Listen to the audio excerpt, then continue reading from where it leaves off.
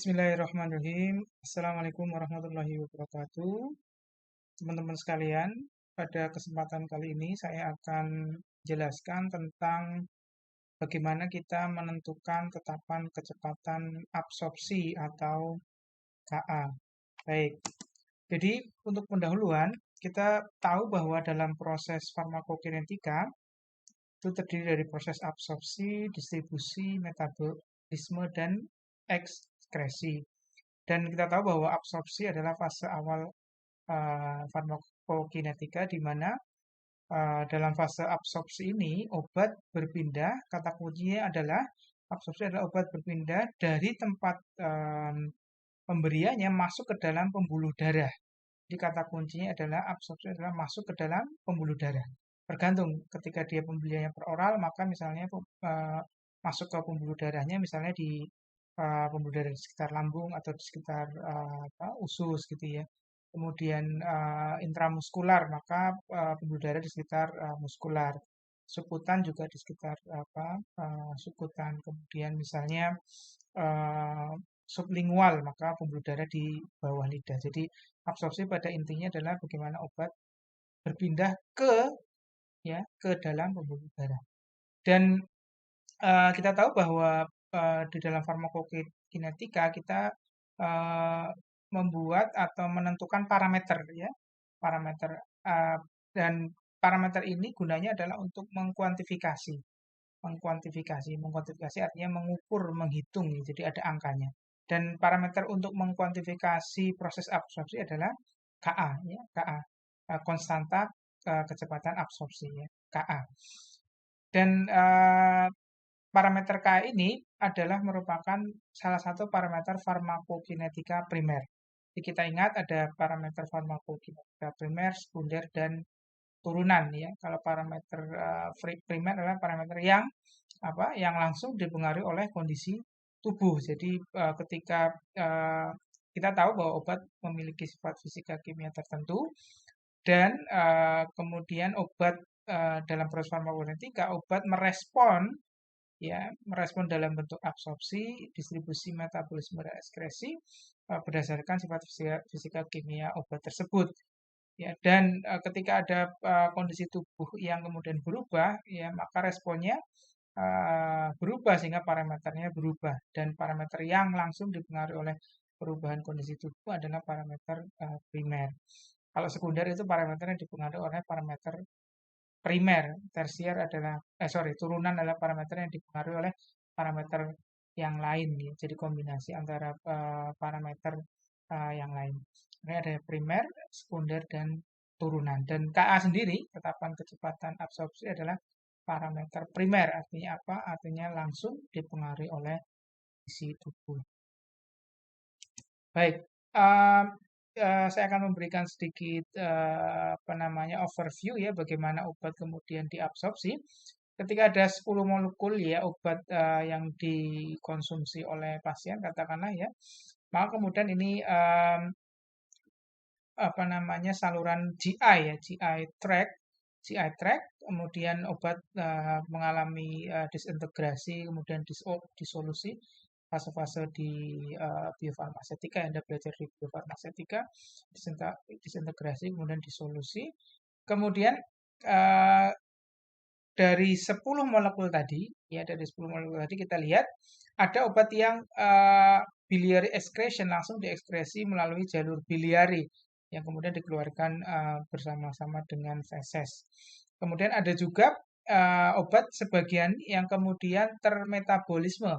Kita tahu bahwa proses metabolisme ya tidak hanya kalau kita tahu memang secara utama proses metabolisme itu terjadi di hati, tetapi di pembuluh di saluran pencernaan juga terjadi proses metabolisme misalnya oleh bakteri ya, jadi ada proses metabolisme di situ sehingga uh, obat yang kemudian menjadi metabolitnya.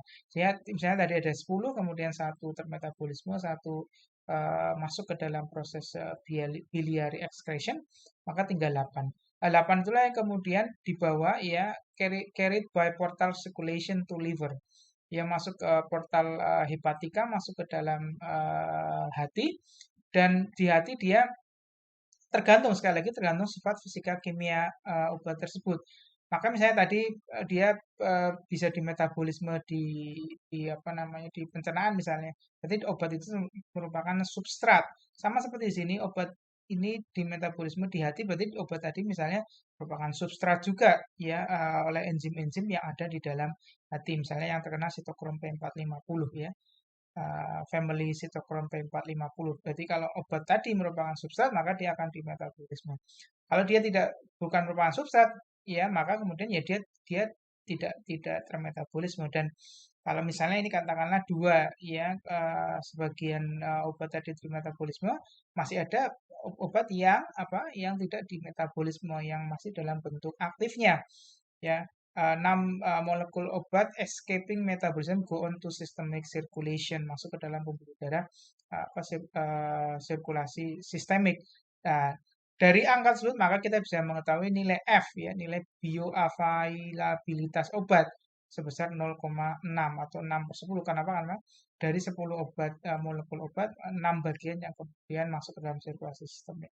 Jadi kita tahu proses bioavailabilitas ya, dia itu tidak hanya proses absorpsi saja ya, eh, obat itu misalnya kalau selama ini mungkin kita mengenal bahwa probabilitas 60% misalnya, ini kan 60% berarti ya, itu berarti 40%-nya tidak diabsorpsi, bukan begitu.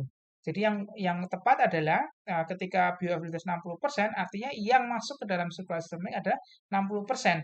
Sisanya apakah tidak diabsorpsi? Bisa juga tidak diabsorpsi, tapi bisa juga misalnya di sini dia sudah di metabolisme di saluran pencernaan, dia sudah masuk ke biliary excretion, ya dia kemudian di metabolisme apa namanya di liver ya, dan sisanya yang kemudian masuk kembali ke pembuluh darah sistemik itu tinggal 60%, maka kemudian viabilitas itu 60%. Jadi eh, kalau di sini kita tahu bahwa yang diabsorpsi itu mungkin 8 ya, ya 8 tapi kemudian 2 di metabolisme. Kemudian ini tidak diabsorpsi ya, tidak diabsorpsi karena dia kemudian di metabolisme sejak di pembuluh darah. Sorry, di apa saluran pencernaan, dan satu itu biliary excretion. Ada juga yang di sini ada namanya transporter juga. Ya, kalau Anda belajar lebih dalam itu namanya ada transporter efflux pump ya, efflux pump. Eh, efflux pump. Jadi dia gunanya bukan memasukkan tapi mengeluarkan obat. Jadi obat tidak jadi diabsorpsi, dia kembali ke dalam apa namanya tidak masuk ke dalam pembuluh darah.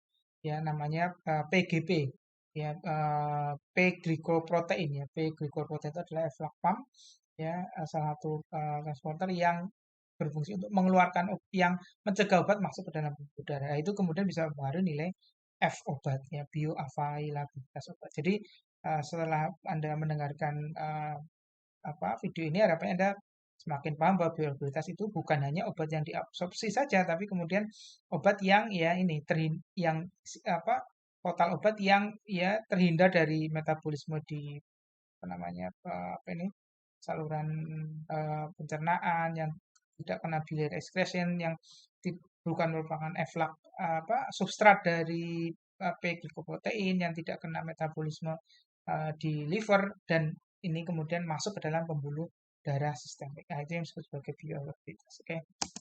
Oke, kita sekarang masuk ke dalam topik pembicaraan kita yang utama.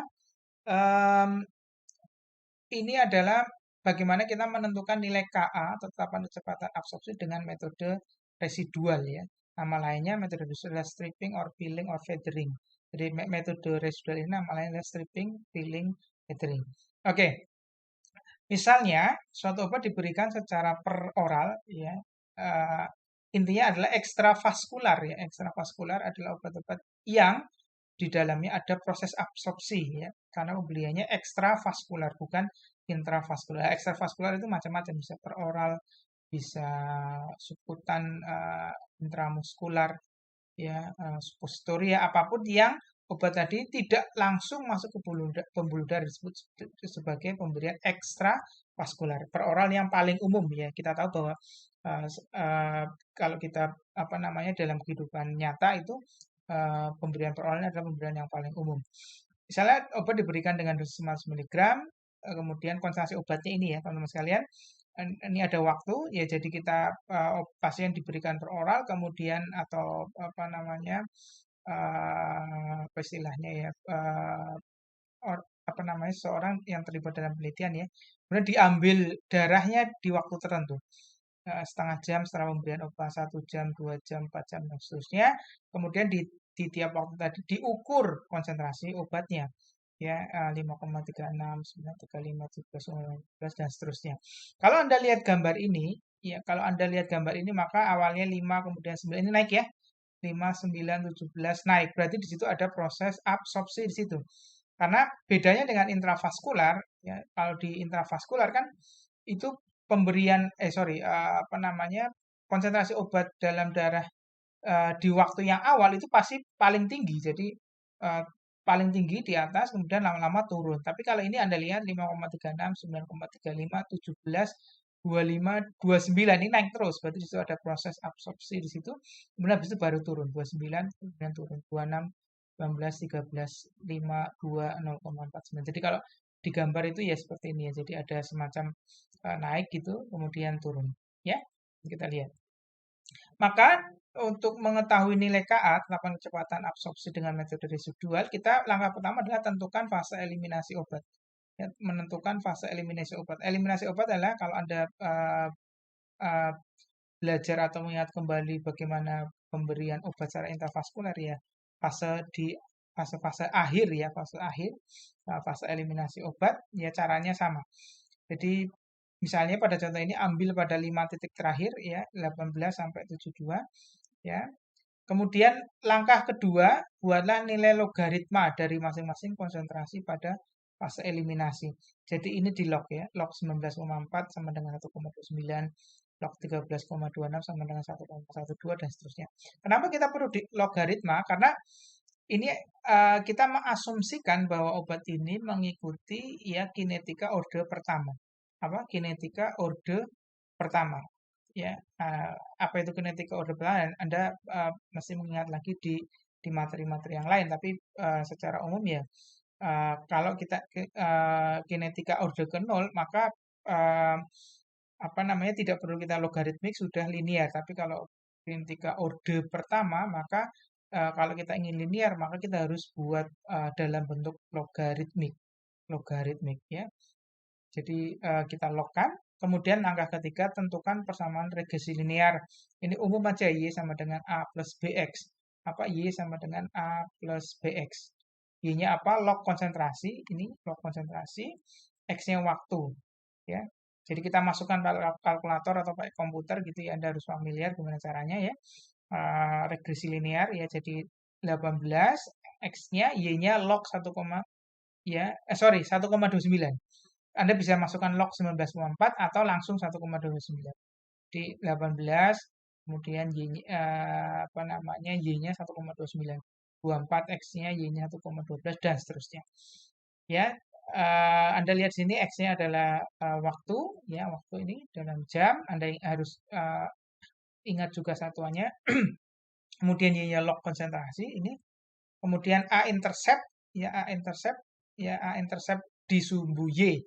Bedanya dengan persamaan kalau di apa namanya, di apa pemberian injeksi intravena, A-nya adalah konsentrasi pada waktu ke 0 ya, pada waktu ke 0 atau pada waktu awal. Tetapi kalau pada pemberian ekstravaskuler kan ada proses absorpsi, maka hanya di sini disebut sebagai intercept. Dan B-nya adalah K eliminasi per 2,303. Ya, ini jadi persamaannya log konsentrasi sama dengan intercept ditambah K eliminasi per 2,303 dikali waktu kalau kita ingin panjangkan seperti itu ya. Ya, kenapa 2,303? Karena kita pakai logaritmik apa namanya dengan basis 10. Ya, kalau log seperti ini kan basisnya 10. Kalau Anda pakai basisnya ln ya, ln maka kita tidak perlu dibagi 2,303. Ya, jadi kalau Anda ini kan log ya, ini log ya, maka B-nya adalah K eliminasi per 2,303. Tapi kalau ini ln ya, ln ya, yang Anda masukkan adalah Y-nya ln konsentrasi, maka B-nya itu sama dengan K eliminasi. Tidak perlu dibagi 2,3 Anda bisa bisa buktikan nanti apa namanya apa dengan kalkulator ya atau dengan komputer Anda beri, coba Anda lognya jangan pakai log tapi pakai ln. Oke, maka persamaannya adalah ini persamaan di fase eliminasi ya, Y sama dengan 1,83 dikurangi 0,03 X sehingga KEL-nya adalah ya karena ini adalah B itu adalah KL eliminasi per 2,303 maka K eliminasinya adalah B dikali 2,303.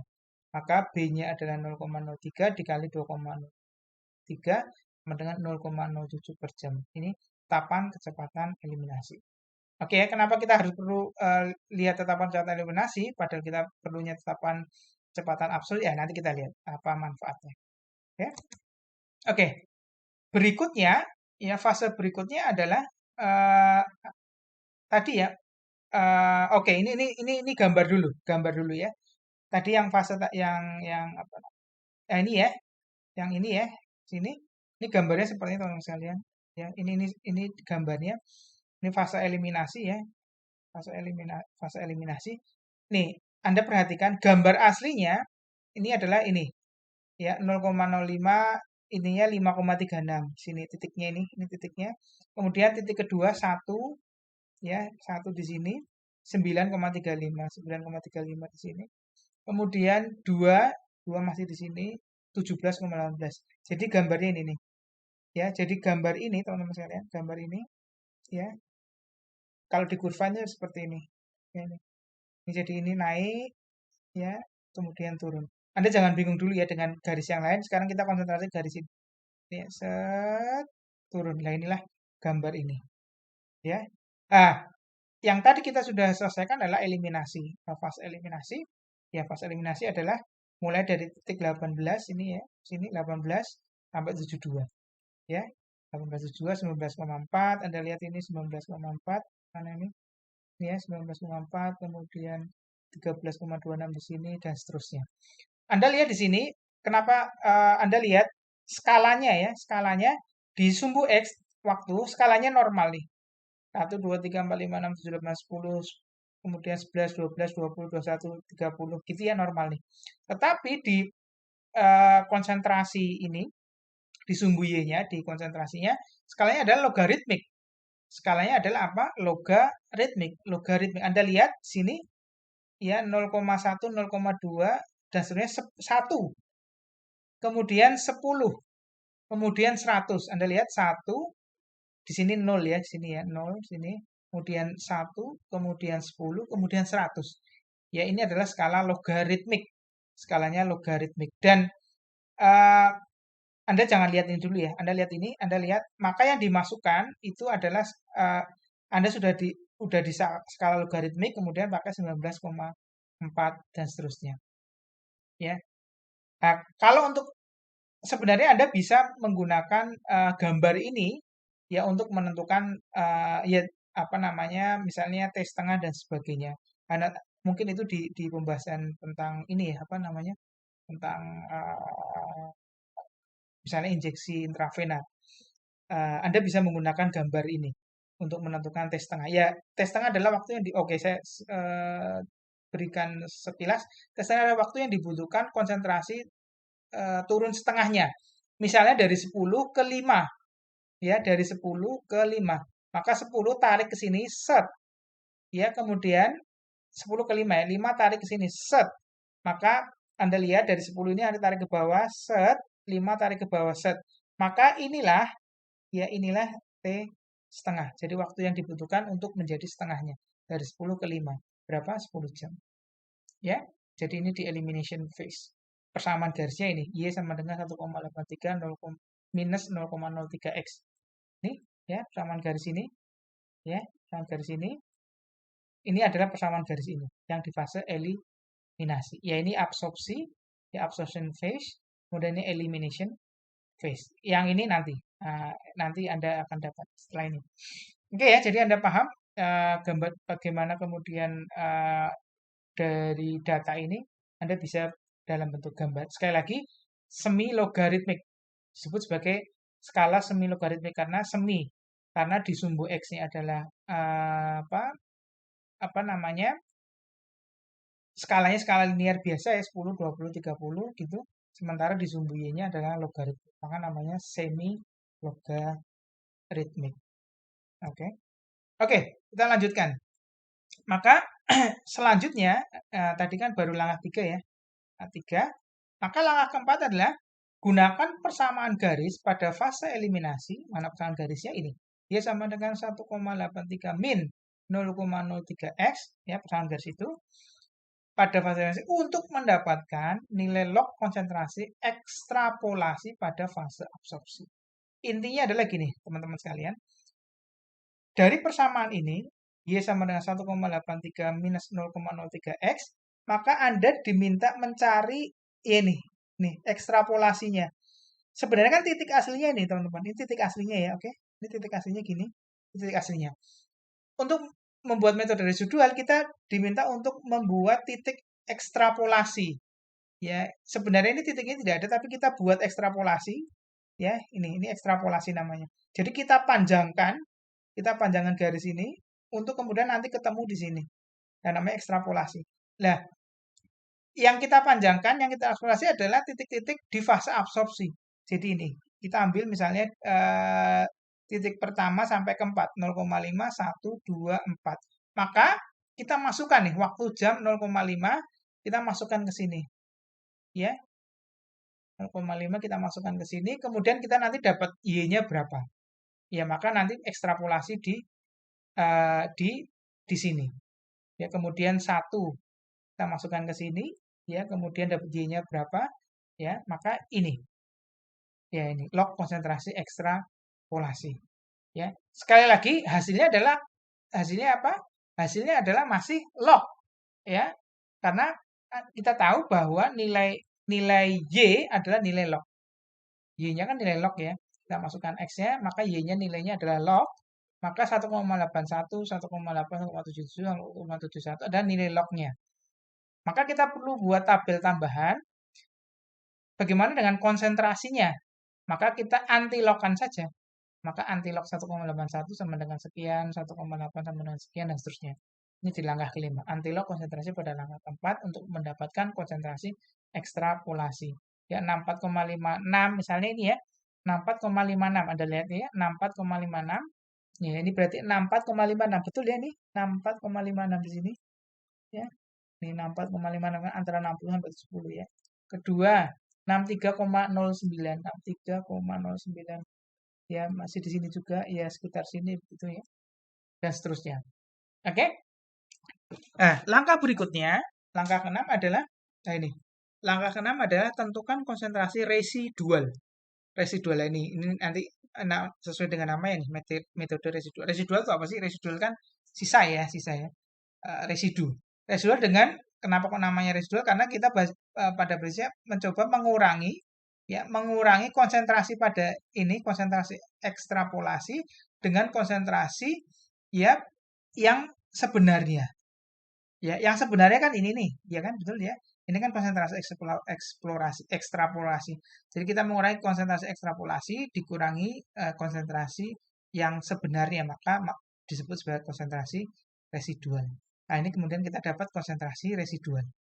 Ya, konsentrasi residual. Nah, setelah itu, langkah berikutnya adalah sama seperti yang tadi. Kalau tadi kita di fase eliminasi kita buat persamaan garis, maka di fase absorpsi kita juga buat persamaan garis. Ya, buat persamaan garis linear, Y sama dengan A plus BX.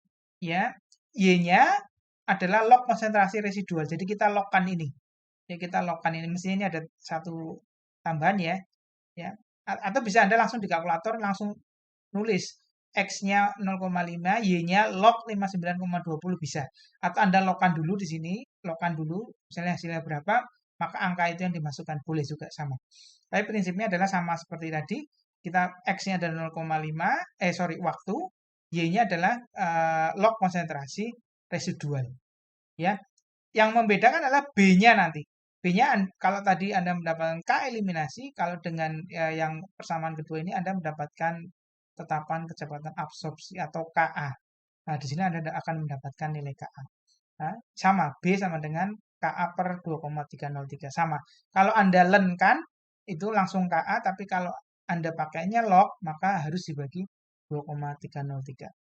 Oke, saya sudah menghitung dan persamaannya adalah Y sama dengan 1,83 minus 0,11 X. Ya, sehingga KA, ya ini KA atau KA absorpsi sama dengan B dikali 2,303. Jadi B-nya ini ya dikali 2,303 sama dengan 0,25 per jam. Ya, caranya seperti itu. Ya, Anda harus mencoba latihan gitu ya untuk bisa memiliki apa namanya memahami ini dan memiliki pengalaman untuk uh, apa mendapatkan jawaban ini. Ya, mudah tidak sulit. Kalau Anda kesulitan misalnya menggunakan kalkulator di YouTube banyak tutorial bagaimana masukkan data untuk mencari regresi linear itu banyak sekali di YouTube. Anda tinggal searching di YouTube. Tapi prinsipnya nanti Anda harus dapatkan ini. Ya, dan Anda harus punya pengalaman untuk mendapatkan ini. Oke? Okay? Nah, ini gambarnya gini, teman-teman. Anda lihat gambarnya ini nih, saya tulis lagi tabelnya. Yang ingin saya tunjukkan ini. Nah, ini. Konsentrasi ekstrapolasi adalah ini, ya. Ini sebenarnya kan nggak ada nih konsentrasi ini kan. Karena aslinya adalah ini. Ini aslinya nih. Ini aslinya, tapi kita ekstrapolasikan dari garis yang di fase eliminasi kita tarik garis lurus maka disebut sebagai konsentrasi ekstrapolasi. Ya, kemudian konsentrasi residual adalah ini konsentrasi residual.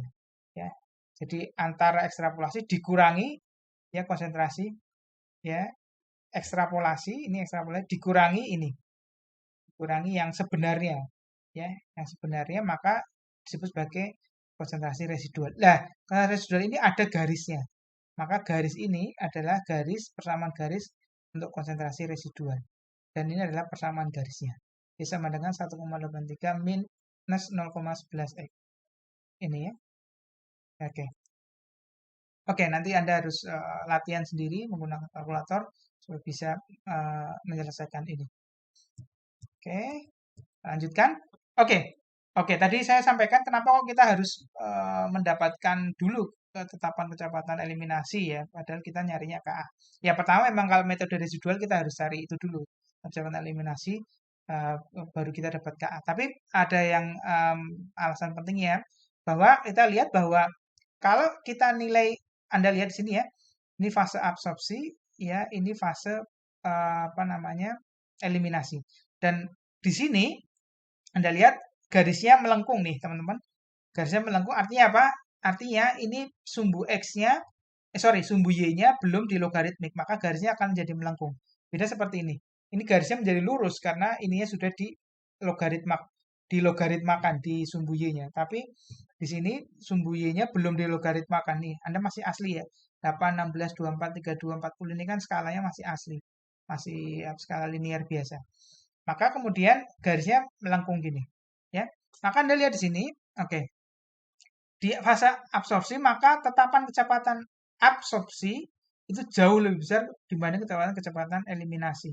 Ya, sebaliknya di tetapan kecepatan eliminasi, kecepatan eliminasi lebih besar pada tetapan kecepatan absorpsi.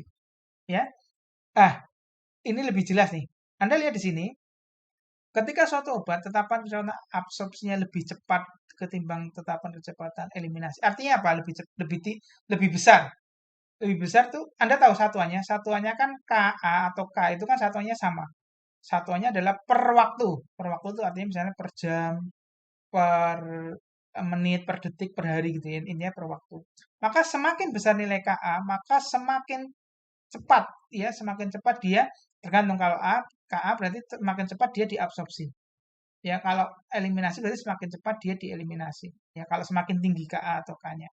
Sebaliknya, Anda kalau ingat rumus sederhana, hubungan K atau KA dengan T setengah, maka hubungannya adalah K sama dengan 0,693 dibagi T setengah.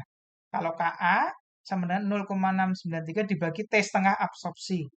Ya, T setengah absorpsi. Jadi, K dan KA itu berkebalikan ya dengan nilai T setengahnya. Ya, semakin KA atau K-nya besar, maka T setengahnya semakin besar, T setengahnya semakin kecil. Artinya apa? Semakin cepat. KA dan KA semakin kecil, maka T setengahnya semakin besar atau T setengahnya semakin panjang atau semakin lama. Gitu ya logikanya. Maka di skenario yang gambar ini, maka nilai KA jauh lebih besar daripada K, sehingga absorpsinya cepat sekali, ya kemudian baru terjadi eliminasi. Kalau cepat sekali, maka konsentrasinya juga bisa lebih tinggi. Anda bisa lihat apa namanya Cmax-nya ya. Ini kita sebut sebagai Cmax ya. Konsentrasi puncaknya itu tinggi dan Tmax-nya cepat juga. Tmax-nya itu apa namanya waktu yang dibutuhkan untuk mencapai Cmax disebut sebagai Tmax. Cmax-nya ada di sini nih Cmax, Cmax, Cmax, Cmax. Maka ketika KA-nya jauh lebih besar dari K, maka Cmax-nya lebih tinggi dengan Tmax yang lebih cepat atau lebih kecil juga, lebih lebih cepat ya. Jadi nilai T-nya lebih kecil kan. 5 sama 10 kan lebih cepat yang 5 ya, 5 misalnya 5 jam gitu. Kemudian yang kedua, ini yang kalau KA-nya Anda lihat tanda lebih besarnya, lebih besar tapi lebih besarnya 2 kali. Apa ya, gini ya. Maka Anda lihat konsentrasinya seperti ini. Kalau yang seperti ini yang KA lebih besar tapi enggak. Nah, kalau ini yang KA-nya sama dengan K atau relatif sama. Maka ini akan mempengaruhi, tergantung sifat obatnya. Ini jendela terapinya. Kalau misalnya MTC, MAC-nya seperti ini, maka obat dengan karakteristik yang ini misalnya KA-nya tidak cepat, ya, sorry KA-nya tidak nilai KA sama K-nya relatif sama, maka ini menjadi masalah karena dia akan di bawah jendela terapi.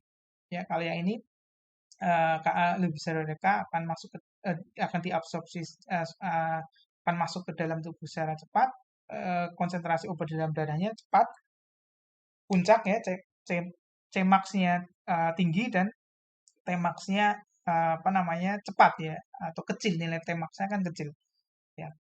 Anda lihat ini pengaruh KA dan K. Kalau kita tadi berapa nanti kita lihat perbandingan dari yang kita peroleh tadi. Oke, perbandingan antara K eliminasi dan KA. Dengan metode residual, nilai KA harus jauh lebih besar dibanding nilai K eliminasi. Dan rasionya setidaknya berkisar 5 sampai 10 kalinya.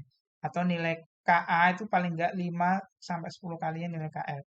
Nilai KA akan mempunyai nilai kesalahan sekitar 10% apabila nilai KA per KE-nya itu nilai rasionya itu 3 kalinya. Namun apabila rasio KA dan per KI itu berkisar lebih kurang dari 3 ya, 1 sampai 3 atau bahkan KA lebih kecil daripada KE, maka nilai KA dan KE tidak mencerminkan harga yang benar karena telah terjadi fenomena flip-flop. Nah, flip-flop itu jadi yang harusnya nilai KA jadi KE, KE jadi KA, jadi kebalik, makanya flip-flop. Nah, gimana cara ngeceknya? Maka kita cek dengan menggunakan nilai K eliminasi tapi dari pemberian intravena. Ya, kalau dari pemberian intravena kan jelas itu nilai K eliminasi. Maka kita cocokkan itu. KA dan KE dari pemberian oral, ya metode residual dengan nilai KE yang dari pemberian intravena. Intravena kan nggak ada KA-nya, yang ada hanya nilai KE. Maka kita cocokkan nilai KE yang dari intravena berapa, kemudian kita cocokkan mana kan kita dapat 2 angka nih di pemberian residual itu, metode residual.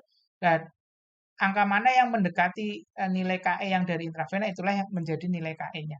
Ya, karena misalnya terjadi fenomena flip-flop. Nah, pada contoh kita, eh, Anda lihat KA-nya berapa, KE-nya berapa, kita lihat KA kita berapa. KE-nya 0,07, ini KE-nya ya. KA-nya adalah 0,25.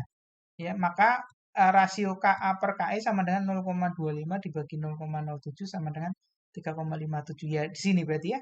Maka ada rasio kesalahan ya sekitar 10%. Karena angka kita sekitar 3,57. Oke. Kemudian ini yang penting juga tentang tadi sekali lagi saya tadi beberapa kali mungkin sudah sedikit menyampaikan bahwa ada orde 1 atau orde 0. Sekali lagi yang tadi dari tadi yang saya sampaikan adalah orde berapa? Orde ke-1. Orde berapa? Orde 1. Kinetika orde 1. Ketika konsentrasi obatnya itu linearnya ketika garis linearnya ketika skalanya logaritmik. Maka Anda lihat sini di sini rektilinear ya, rektilinear ini sumbu X dan sumbu Y dua-duanya linear. Ya, sumbu ini misalnya sumbu X dan Y-nya apa namanya linear ya dua-duanya nih ya. Sumbu X dan sumbu Y-nya linear dua-duanya. Anda lihat garisnya gini. Ya. ini ada melengkung ini, set.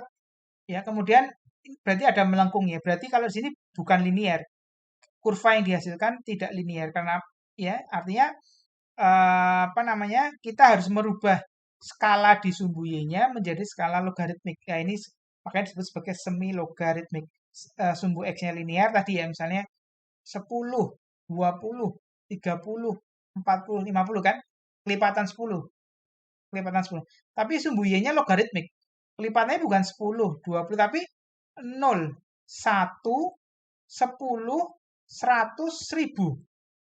Ya, jadi 0, 10, ya, 100, 1000. 10 dari mana? 10 itu kan apa namanya? 10 pangkat 1, 10.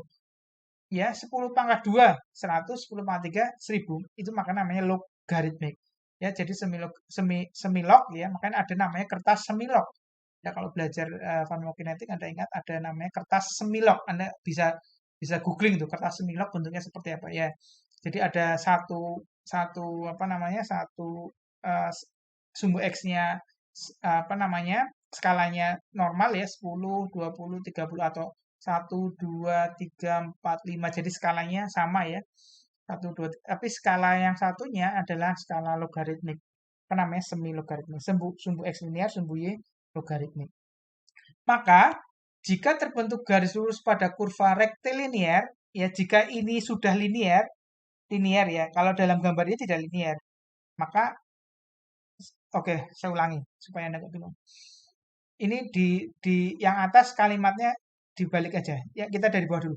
Jika terbentuk garis lurus pada kurva semi logaritmik seperti dalam kasus ini, jadi pada rektilinear itu rektilinear sumbu x dan y linear, tapi kurvanya itu yang dihasilkan menjadi tidak linear, maka dia menjadi dan ketika dirubah menjadi semi logaritmik ya, ini linear ya, maka dia order ke 1. Tetapi ya, kalau dari sini saja sudah ya pada kurva rektilinear artinya sini linear dan kurva yang dihasilkan langsung seperti ini ya gambar ini tapi di sini ya gambar ini tapi ini di sebelah sini ya jadi langsung linear gitu maka dia order ke 0 ya order ke 0 jadi order ke 0 ya. Bedanya apa ya nanti kalau order ke 1 ya apa namanya T setengahnya tetap. Kalau order ke 0 itu T setengahnya tidak tetap. Ya, Anda nanti lihat di pembahasan tentang order kinetika reaksi. Tapi misalnya kalau order 0 itu uh, disebut sebagai ada penjenuhan. Ya, ada penjenuhan misalnya ketika absorpsinya itu membutuhkan transport. Ya, membutuhkan transport dan takutnya bisa jenuh, maka masuknya order ke 0. Tetapi sebagian besar obat itu masuknya order ke 1. Jadi hanya sebagian kecil obat yang mengikuti order ke 0. Tapi ada ya ada yang order ke 0. Jadi nanti nilai T setengah obatnya kalau mengikuti order ke 0 ya tidak tetap ya tapi dipengaruhi oleh konsentrasi obat awal. Ya, kalau ini kan T setengahnya tetap. T setengahnya adalah 0,693 per K. K-nya tetap, maka T setengahnya juga tetap yang order 1. Oke, ini rumus-rumus yang berhubungan. Saya harap Anda mencoba ya latihan. Ya, intercept tadi ya, intercept adalah nilai A-nya. Ya, nilai A-nya. Intercept. Intercept itu ini loh, nilai titik potong ini. Ya.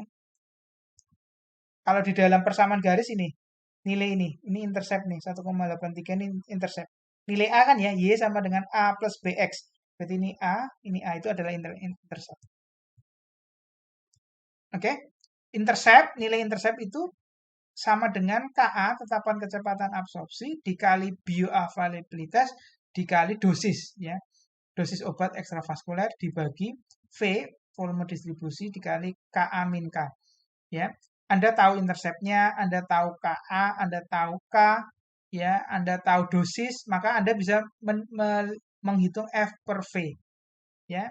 Kalau Anda sudah tahu F-nya juga, maka Anda tahu langsung VD-nya. Volume distribusi. Misalnya F-nya diketahui bioavailabilitasnya 1, maka Anda langsung ketahui VD-nya. Atau dibalik, ketahuan VD dulu, berapa F-nya. Ya. Ya, karena kalau dari persamaan dari yang kita kerjakan tadi kan interceptnya sudah diketahui, KA-nya diketahui, dosisnya juga diketahui, KA dan KI-nya diketahui. Kemudian Tmax kita juga bisa menghitung Tmax tadi ya. Tmax adalah waktu yang dibutuhkan untuk mencapai puncak ya. Oh, dalam dalam apa namanya? Contoh ini berarti Tmax di sekitar sini ya, di garis ini ya. Sini berarti ya di sekitar sini Tmax itu ya. Puncaknya kan ini nih ya. Ini puncak. Ini kan garisnya gini ya. Ini puncaknya di sekitar sini. Maka kita bisa hitung ini Tmax sama dengan KA per K ya per KA min K. Kemudian CP max, CP max konsentrasinya berapa? Maka viabilitas ya dikali apa namanya dosis obat ekstravaskulernya dibagi VD kemudian dikali E minus ya pangkat nih ya. E pangkat minus KT K kali T max. T maxnya dapat dari sini ya, K-nya dapat dari hitungan ya. Maka Anda coba ya hitung Tmax dan Cpmax ya, hitung Tmax dan Cpmax menggunakan data pada contoh soal yang tadi. Ya, diasumsikan nilai F-nya adalah 1, ya kemudian bandingkan hasilnya nanti dengan nilai pada gambar di slide nomor 7. Di slide nomor 7 yang ini. Ya, ini kan nilainya nih. Ya kalau dari apa? Dari gambar maka CP max-nya sekitar sini, sekitar 30-an nih, ya kan? Kemudian T max-nya ya sekitar sini. Ya sekitar 7, 8, 9, 10, 11, 12, 13 lah. Jam. Ya satunya jam. Ya Anda nanti bandingkan hasilnya dengan rumus ini. Ya T max dan CP max ya. Anda harus pertama berarti T max-nya Anda bisa tahu ya. Kemudian apa namanya intercept-nya tahu, lah Anda harus cari V nih. Anda harus V ketika F-nya 1. Berarti pertama yang harus Anda cari adalah nilai VD-nya atau volume distribusinya karena akan dibutuhkan di sini. Akan dibutuhkan di dalam hitungan ini. Ya, akan dibutuhkan di dalam hitungan ini. Anda tahu intercept-nya, Anda tahu semuanya kecuali V. Dan nanti V-nya Anda masukkan sini untuk dapat CPMax. Oke. Oke, ini faktor-faktor yang mempengaruhi nilai KA. Yang pertama adalah formulasi obat. Ya, kita tahu bahwa obat itu tidak hanya zat aktif, tapi kemudian ada zat-zat tambahan ya, zat pengisi, zat apa pengikat dan seterusnya, yang kemudian akan mempengaruhi derajat disintegrasi disolusi obat, ya sehingga nilai KA obat juga akan berubah, ya akan dipengaruhi oleh formulasi obat. Kemudian dosage form-nya. Dosage form atau bentuk sediaan, ya tablet, suspensi, kapsul misalnya, itu memiliki derajat apa namanya nilai KA yang juga akan berbeda-beda. Sehingga ada beberapa obat yang terutama indeks terapinya sempit misalnya ya, obat yang indeks terapi sempit misalnya digoxin gitu ya, bentuk sediaannya misalnya dari apa tablet kemudian elixir itu nilai KA-nya berbeda-beda. Kemudian bioavailabilitasnya sehingga juga berbeda. Jadi Anda harus perhatikan, terutama untuk obat yang indeks terapinya sempit. Kemudian ekstravaskuler, ya kita tahu tadi saya sampaikan ekstravaskuler itu tidak hanya per oral, tapi juga ada intramuskular, subkutan, apa namanya sublingual dan seterusnya. Maka masing-masing jalur tadi bisa jadi akan um, apa namanya memiliki nilai KA yang berbeda-beda juga. Kemudian ini interaksi obat, jadi administration of drug with or without food, ya dengan apa namanya dengan di perut kosong atau habis makan, ini juga akan mempengaruhi nilai KA. Dan juga dengan obat yang lain, ya, misalnya obat-obat yang terkenal, misalnya obat-obat yang apa namanya merupakan adsorben gitu ya, atau obat-obat yang misalnya memiliki ada obat-obat yang berinteraksi dengan logam misalnya ya misalnya obat-obat yang berinteraksi dengan ini apa logam kation bervalensi 2 misalnya magnesium ya obat-obat misalnya sediaan antasida itu kan magnesium hidroksida ya apa namanya yang kemudian akan berinteraksi dengan antibiotik ya antibiotik misalnya ciprofloxacin yang kemudian ciprofloxacinnya akan menjadi menurun absorpsinya. Nah, nilai KA tadi ya kita bisa kemudian kita gunakan untuk mengatur ya administrasi misalnya kita mau jeda pemberian obatnya maka kita dari nilai KA maka kita bisa dapat nilai T setengah ya T setengah absorpsinya maka kita cari yang T setengah absorpsinya pendek ya, yang cepat ya, atau nilai KA-nya besar berarti. Yang nilai KA-nya besar atau T setengah absorpsinya pendeknya, T setengah absorpsinya ketika kita sudah tahu KA, kemudian kita rubah KA sama dengan 0,693 per T setengah absorpsi, maka T setengah absorpsinya misalnya nih 1 jam obat A, kemudian yang satunya T setengah absorpsinya 4 jam. Maka kita dahulukan dulu yang 1 jam. 1 jam karena misalnya dua-duanya interaksi ya di fase absorpsi. Maka kemudian kita dahulukan yang 1 jam dulu. Kenapa? eh, Paling tidak 3 kali tes setengah dia sudah diabsorpsi secara total. Artinya dalam waktu 3 kali tes setengah dia sudah diabsorpsi total sehingga obat yang kedua bisa kita masukkan. Tetapi kalau kita yang masukkan yang kedua dulu yang tes setengah absorpsinya panjang, maka kita jedanya lebih lama. Ya, jeda pemberiannya harus lebih lama sehingga apa namanya untuk menghindari interaksi obat di fase absorpsi tadi jedanya harus lebih lama sehingga kita pilih yang nilai KA-nya besar dulu atau kalau dalam bahasa lain kita milih yang T setengah absorpsinya kecil ya atau cepat ya untuk diberikan di awal. Ya, oke, seperti itu ya. Tapi ini mungkin tidak berlaku untuk interaksi obat di fase yang lain ya. Ini fase absorpsi karena memang kejadiannya di fase absorpsi. Tapi di interaksi obat di fase yang lain kita uh, intinya gini, tidak semua interaksi obat kita bisa cegah dengan menjeda, tidak. Ya kalau untuk fase absorpsi bisa kita jeda, tapi untuk fase yang lain kita tidak bisa jeda. Jadi caranya gimana? Misalnya caranya ya bisa jadi diganti obat lain atau kita sesuaikan dosisnya dan seterusnya. Oke, Oke, ini latihan soalnya teman-teman sekalian. Caranya sama persis seperti yang sudah kita bahas tadi, cuma ini datanya lain ya. Obatnya dosisnya 200 mg diberikan kepada seorang pasien atau volunteer. Blood sample collected and plasma was separated from each blood sample and analyzed for drug concentration.